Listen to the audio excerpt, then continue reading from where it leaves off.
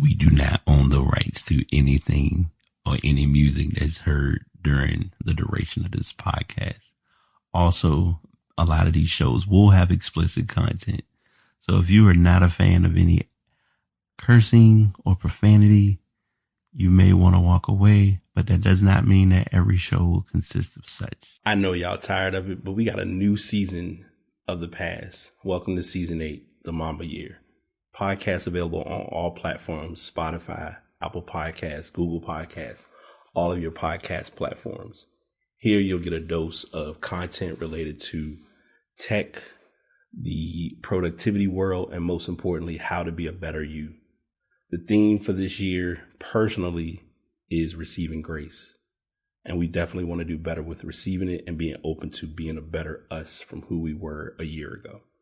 So this is season 8 of The Past, and I hope you all enjoy.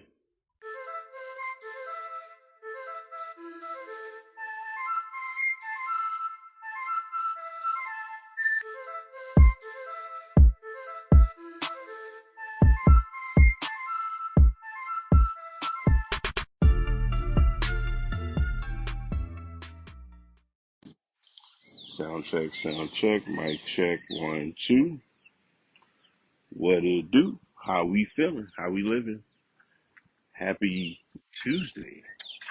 You know, a lot of you are usually not accustomed to this happening on Tuesday, but I'm taking advantage of the opportunity and making it happen because for some reason it looks as though we got work to do.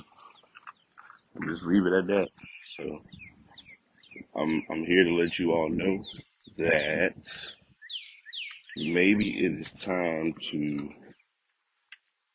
make a switch to basics. So first and foremost, like I said, this will probably be a quick inadvertent upload, but it'll be up there. Shout out and happy Leo season to all my fellow lions and lionesses of the Leo season. And yeah, man, I make this in a joking manner, but I also say it in a more serious manner. Shout out to and I'm sorry, if y'all hear those little ruffles of the phone, it's me trying to test out this audio because I'm not sure if I am connected to the phone or if I am not connected to the phone. So the audio may sound a little different than usual, but we'll just do what we do, see what we get.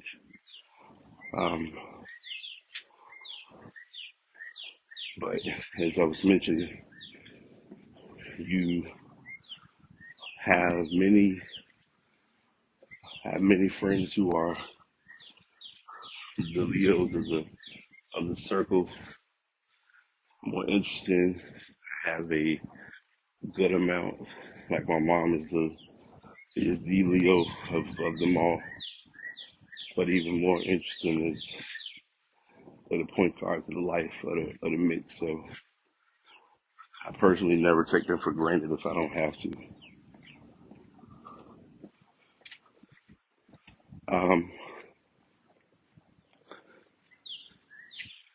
Decided to get on and turn this mic on, turn this voice recording app on, because get up and get ready. I'm usually not doing what I did this morning, but I kind of got a quick view, and I always love when I get messages or reminders from the web or from social media. And make no mistake about it, I will tell you all now, my next big show, or my full show where I'm set up, microphone and all that jazz, there will be some announcements, some news to share, but I don't want to spoil any of it now because I need everything to happen, and then I'll make sure you all are brought up to the mix. However, Um, the video that I watched talked about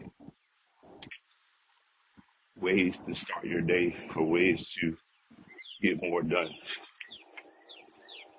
And the first thing he said, and it's so interesting because I almost can sense it becoming my overall consistent and constant theme that's being shared is write out your plan.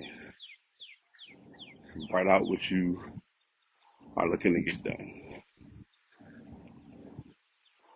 And I like this starting point only because the truth is it is one of the easiest yet most challenging things to do in your planning, organizational, structural journey.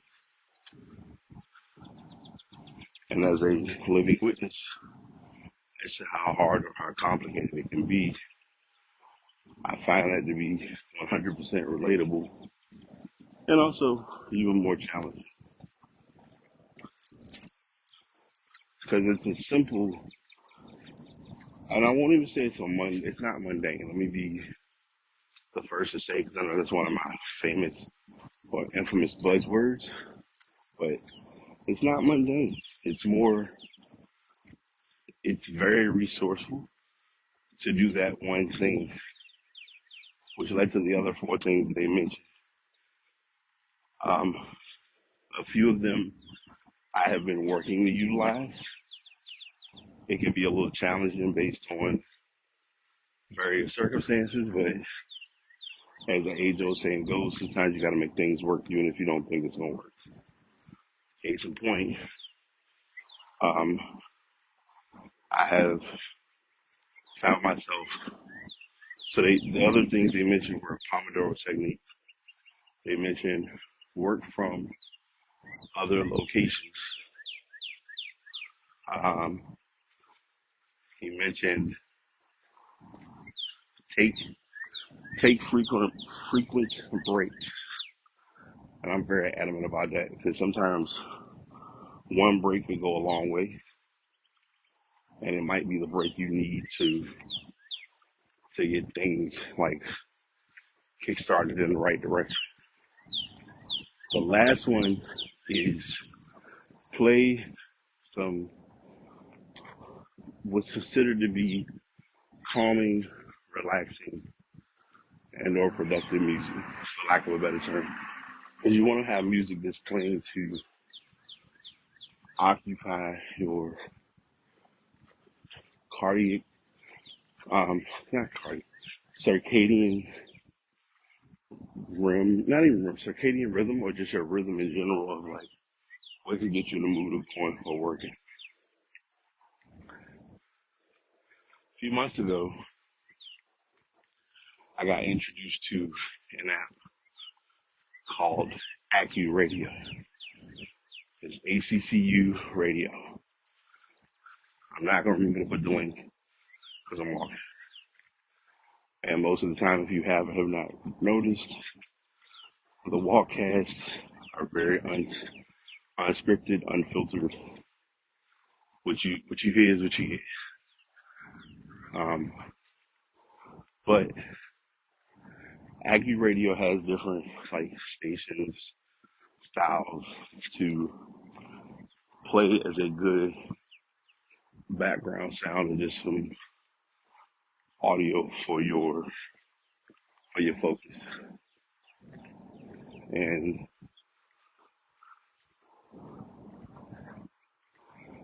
I'm gonna chop it up about each one of these different layers and different levels a little bit, and kind of bring back what never left.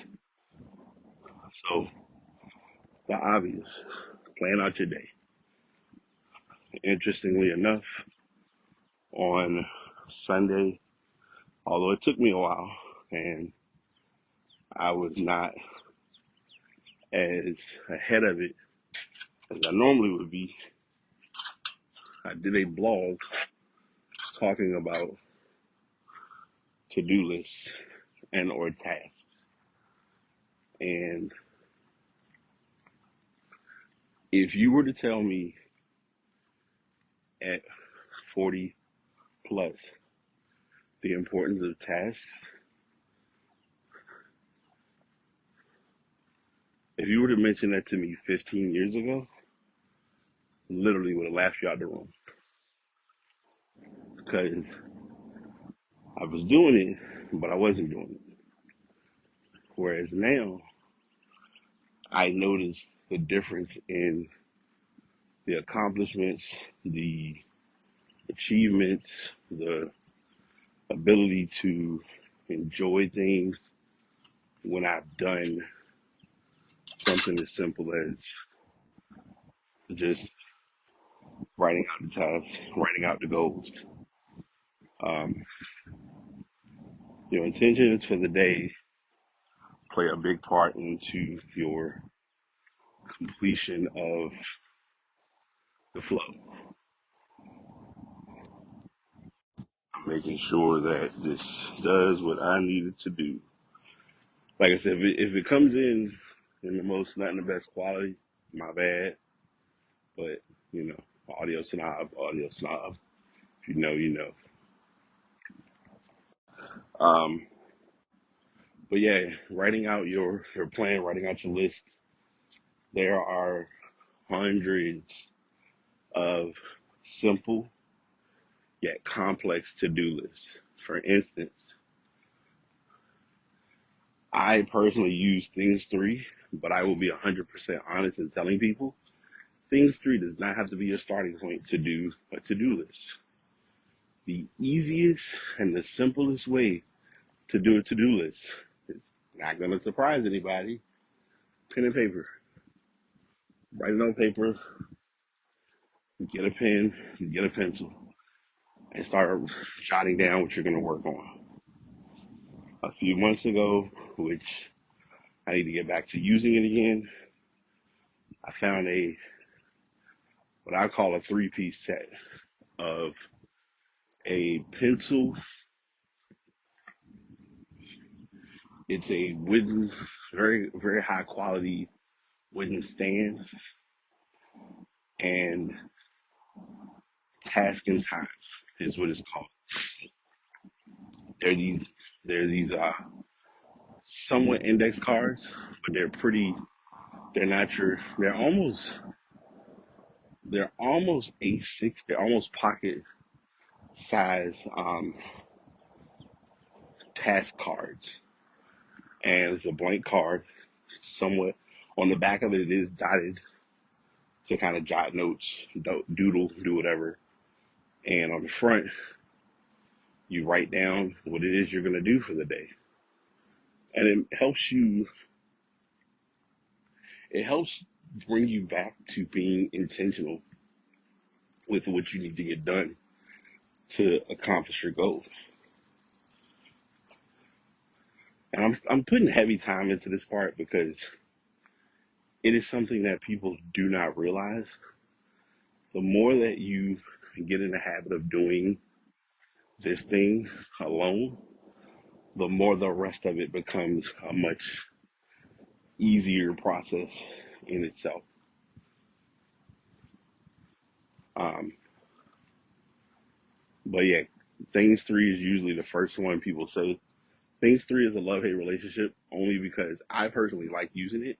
However, if you are a non-Mac user, it's not available.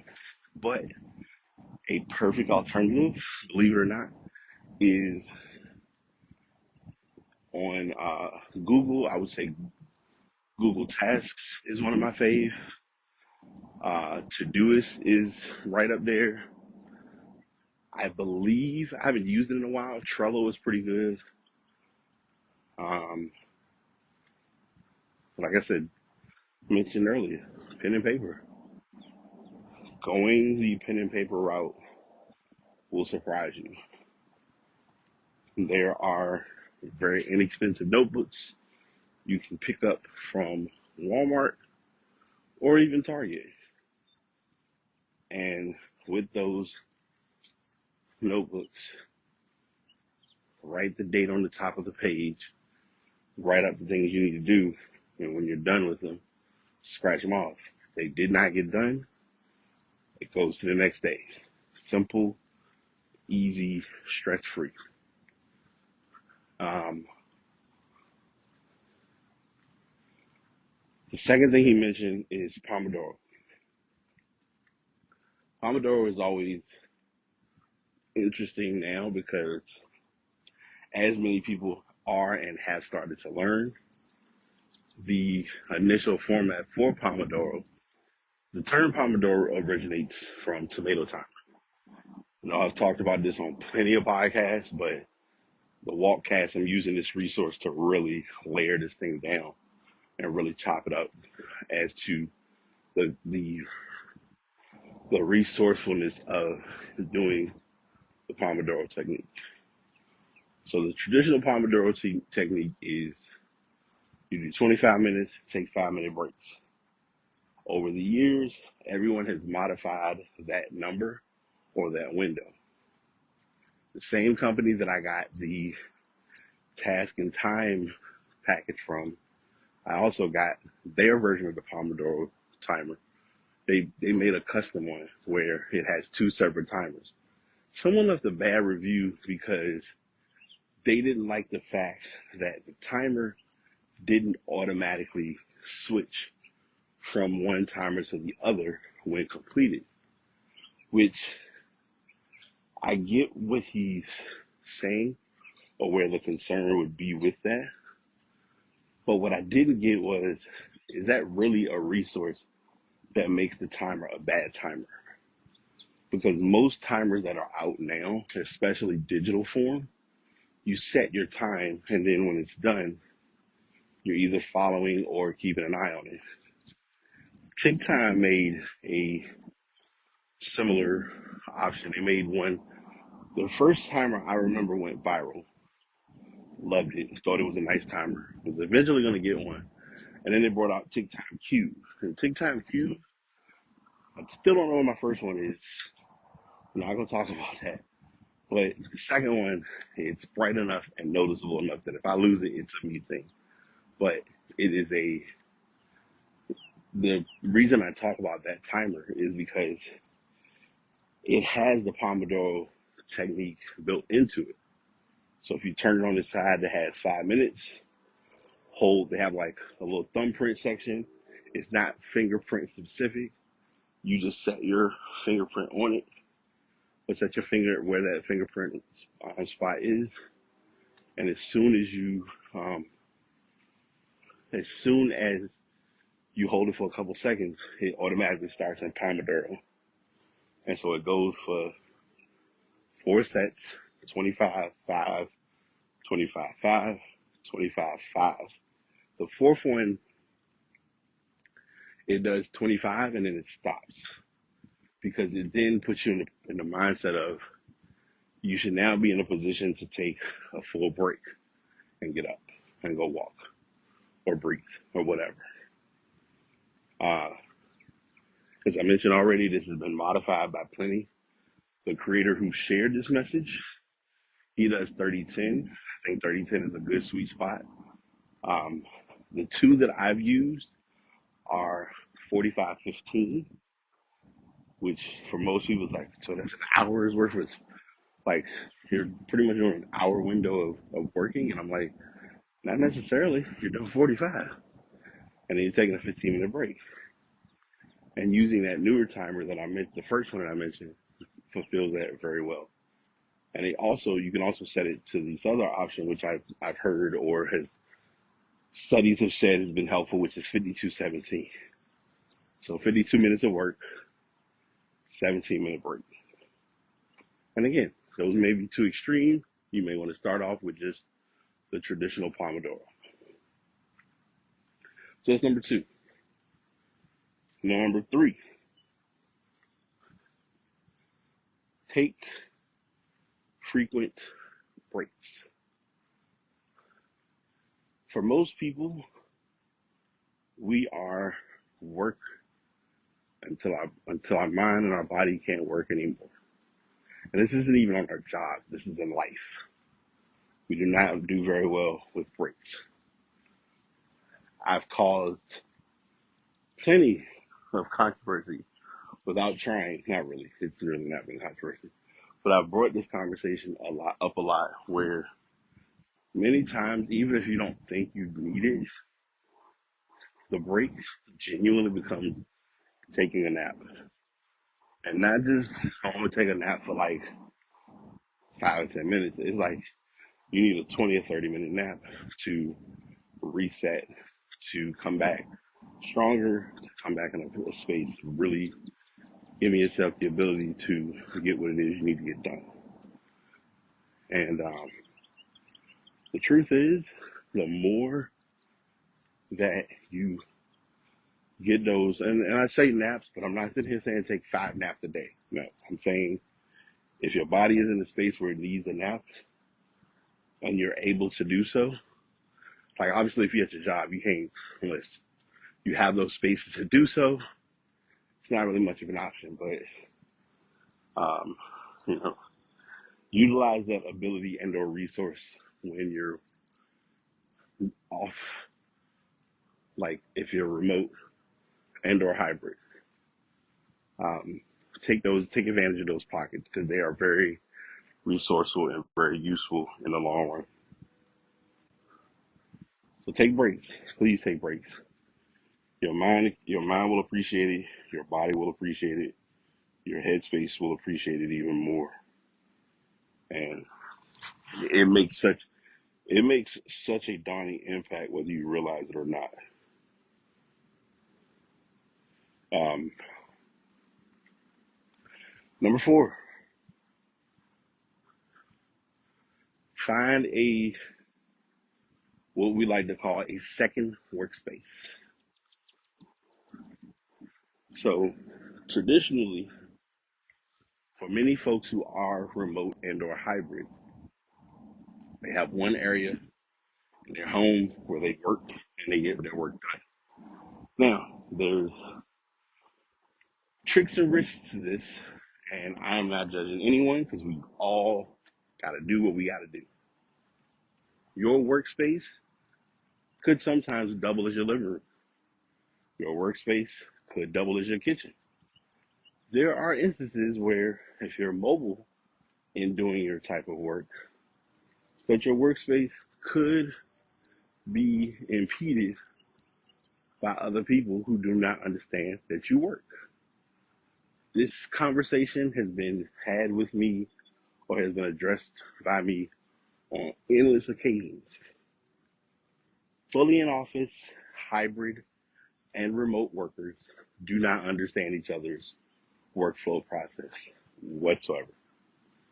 And I know that's like, well, dang, you made this sound real negative. I'm like, I'm not making it sound negative. I'm making it sound honest only because when you really break it down and you really look at it, it is one of the most evident things when it comes to individuals who do not work from home or who have never worked from home compared to those who have a work from home type of job. There are websites that make signs.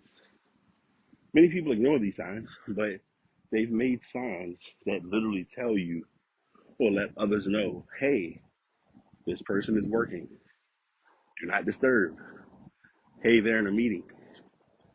I found a set that are different, has different messages on them. And one of them says on air. So like anytime I'm recording, I need a message up there to say I'm recording. Or just the evident obvious of do not disturb.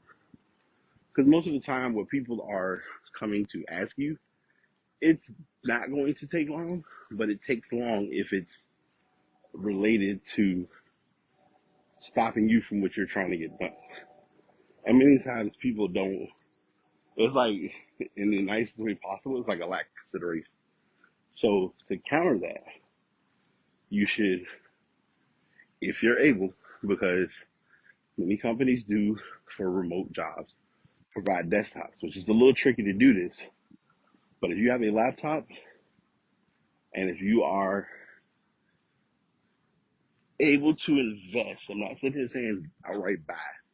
If you can invest in a portable monitor, I've had, so I bought one probably, I'm trying to remember if I bought it before or uh, after my IT role. I think it was while I was working, like in my first, like early stint with doing service desk. And it was a real inexpensive portable monitor. I eventually ended up getting the Arzopa, the viral Arzopa monitor. That personally, I have a love hate relationship about that monitor, but it is what it is.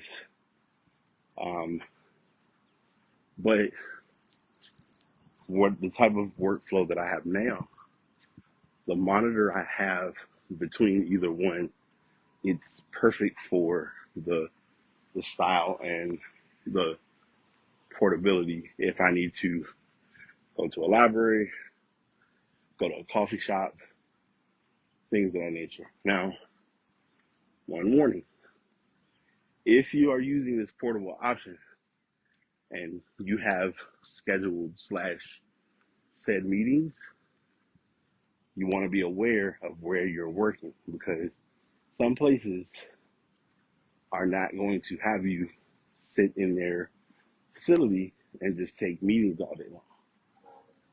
And second, and most importantly, you don't want to be somewhere that more of your background noise dominates your actual call or interaction, because then it makes it a much more conflicting dialogue, for lack of a better term.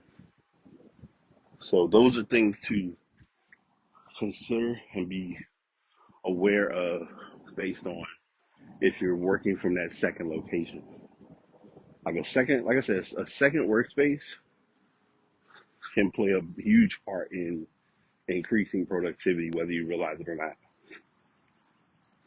And again, all of these are things that may boost your productivity. And you may, on the flip side, you might be a person that's like, I don't need a timer. I just sit down and lock in. That's cool too. You might be a person that does not need to write down what you have to work on. I've got no issue with that either. But if you have resources to help you when you're hitting that stride of that point of, I don't feel like I'm accomplishing what I need to, that's where this comes into play. Just my take, my 2 cents, not sitting here telling anyone in their right mind what to do. Because as the age old phrase goes, sometimes and many times we're put in positions where we have to figure it out. And that's what life is all about sometimes, even if we don't think it is. Number 5, it's getting nice and clear out. So, and I've looked at the moons, because I think the moon got going either Friday or Saturday. It was in full moon mode. It's down a little bit, but the moon is still mooning. I'll put it that way. But number 5, find some relaxing music. I mentioned earlier about AccuRadio. I think it's a great app. Again, it's free. Uh, you got to suffer through some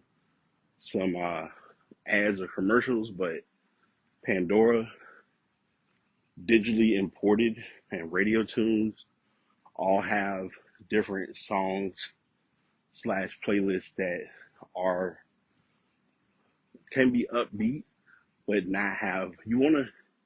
And again, this is selective. You may be a person that's like I gotta listen to my hip hop, my jazz, my R&B. I need to turn up a little bit, and there's nothing wrong with that. But I will say sometimes you need a different spin to your playlist for it to hit home. And recently, between, depending on the length, binaural beats, solfeggio, frequencies, um, the the the traditional and the most famous study girl, lo-fi study girl. Um, I've now got pulled into the lo-fi medieval. I went on their website the other day, I think it was yesterday actually, and noticed that they have vinyls for a lot of these playlists or for a lot of your sets. And I'm like, this is probably the most creative way to have it so that people do not, if I really see who rock with me or who just ain't into it, get a record player and play lo-fi and see how people's reactions are. But neither here nor there. Lo-fi. I'm trying to think of some other ones that I've kind of like latched to that are good. Anything that's just gonna help you get into a space of working. Now, I want to counter react to something that was shared. Let's say you play this music. Now, if you want to play it via earbuds, AirPods, headphones, whatever, then you're good. You won't need to worry with this because wherever you are, you can play it and no one else will hear it. However, if you're in public settings and you want to play it from say a music, a speaker, or something like that, then you may have to transition where you're like you may have to go back to your original plan of working from home and play your music in its proper sound setting, um, and going from there. I'm gonna add this sixth one personally because I think it's key and it's important to realize while working on these things. Prioritize yourself while working. Do your personal check-ins with yourself and seeing how you feel as you're working or being productive. And the reason I'm saying that is because the last thing you want to do is get into a position of trying to work on something and you're, finding yourself getting through everything, but you're also fatigued, you're burnt out, you're over it, you're exhausted. As I've famously used this phrase, the check engine light is on. These things need to be acknowledged so that you know how or what got you there. Because then it helps you smooth out the process in the long run. Many times we're so busy trying to get everything done that we're not taking the time to do a personal inventory. Inventory goes a very long way. And it's important to have or utilize that inventory in knowing what, you know, kind of almost like an assessment. If you're not doing your personal assessments or your personal check-ins, it can make the entire process that much more challenging. That is the first time since I've done any walks that I've ever caught the internet. If you know, you know. It's funny where I was walking with my sis a while back, and I think one of those was somewhere, and she like caught me off guard, and it was like, oh, and now I'm just catching one this morning. Okay, had me off track for a minute, but yeah, check-ins. Um, this might seem odd to add to that step, but it's something to consider with that check-in. Within your space, on your desk or nearby or some sort, keep a, you can do this one of two ways. If you're a journaler, keep a journal nearby and write in the journal. Write and share how you feel and what's going on. Um, if you're not a journaler or you don't think a journal would be the best option, invest in a yellow legal pad. Why a yellow legal pad? Well, one, it's going to be one of the most noticeable things you have in your space that you're keeping notes. Now, I'm going to go on record because I work with a fair share of individuals who use legal pads in our work environment, and they are very productive in using them. They're not the yellow ones, but they still are a legal pad nonetheless. Because many times, as much as we don't like to say it, technology will technology. And if you've listened to my last show about the Microsoft foolishness, you definitely want to be prepared for any and everything that can, does, and will happen. Because it's not a good feeling when you're trying to sign into something and you outright can't sign in. Now you're stuck with no ability to check and or manage those said things. Um, but I'm mentioning that or referencing it just because it can, that yellow legal pad, and again, I say yellow legal pad because that's the OG version that's been around for an eternity. But both, either one, you 100% cannot go wrong. It's good to have and or use because in doing this, you're focusing on, okay, what am I trying to accomplish and how am I going to get that accomplished? And you have it written out if you're not using a task application. Because the task application could be on your computer and you might have a difficulty viewing it at certain points of the day. I'm nearing the end, but I got one other resource. Now, to all my folks who wear prescribed actual glasses, I'm not saying you can sit this one out, but this one may or may not be your jam or your kind of thing. This is for the folks who, even with being able to see, still are needing to be aware of the importance of their visual and their eyesight.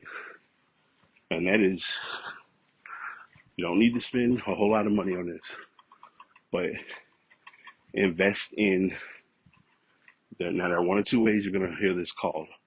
They're going to be called gaming glasses, or they're going to be called blue light reduction glasses. I've owned my gaming glasses. I've had Gamma. I've had Gunner. I found an off-brand that does the job just fine. They're all resourceful for this option because when you're in office or if you're in facilities that use fluorescent lights, you are going to want to have a way to reduce the lighting from what you're seeing on your screen, but you're also going to want to have it for the sake of sitting in front of the screen for extended periods of time, as well as thinking about lighting in different facilities and venues. Because let's face it, a business, regardless of whether you like it or not, is going to keep their lights on. They got to. because you can't work in a building in the dark. With that being said, if those lights are at max capacity, any type of option or ability to reduce glare, take it. Please take it.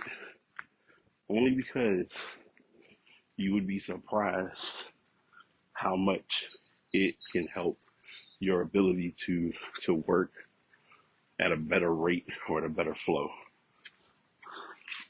And when I say it, those glasses do not run out. Spend $80, $90 on them. You can get them for less than 40, maybe cheaper than that. But these are all my tech tidbits. Hopefully the audio came in great. And I really want to see y'all continue to be productive and be amazing at what you do. And until next time, BT signing out. Y'all take care. Truly hope you all enjoyed the show. Definitely was a lot to unpack, but I know you'll walk away with something important. As I share at the end of each season, do find your way to get into podcasting if it's something you would like to do. My podcasts are currently recorded via Buzzsprout. Been very good to me. If you want to learn more about using them, definitely hit me up at thepastbtpod@gmail.com. And also the microphone that you're hearing me on is the Blue Yeti X. Have been rolling with it for over 3 years. We've been doing this ride for quite some time, so I hope someone could find this mic useful. Again, find those people who are good or helpful in what you're trying to do to be better today than you were yesterday. The primary goal is to be 1% better. Hope you all have an amazing day, and we'll be back again to do this next time.